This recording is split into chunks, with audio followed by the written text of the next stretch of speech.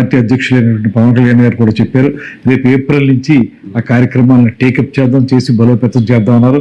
మార్చి 14వ తారీఖున జరిగేటువంటి ఆవిర్భావ దినోత్సవంలో ఖచ్చితంగా దీని మీద ఒక దిశానిర్దేశం ఉప ముఖ్యమంత్రి గారు చేస్తారు. దాన్ని పట్టుకుని మేమందరం కూడా క్షేత్రస్థాయికి వెళ్ళి పార్టీ నిర్మాణం కోసం కృషి చేయాలంటూ ఆలోచన చేస్తున్నాం.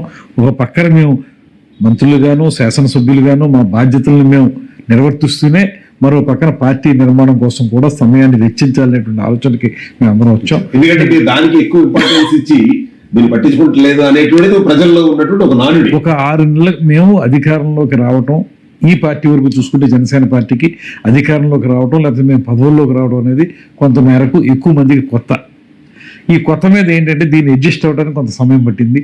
అందువల్ల ఎక్కువ కాన్సన్ట్రేషన్ ప్రభుత్వ పనితీరు మీద పెట్టడం జరిగింది. మేము ఇప్పటి నుంచి రేపు మార్చిలో జరిగేటువంటి మా ఆవిర్భావ దినోత్సవం తర్వాత ఏప్రిల్ నుంచి 100% కొంత సమయాన్ని పార్టీ నిర్మాణానికి కూడా వెచ్చించి పార్టీని బలోపేతం చేస్తాం.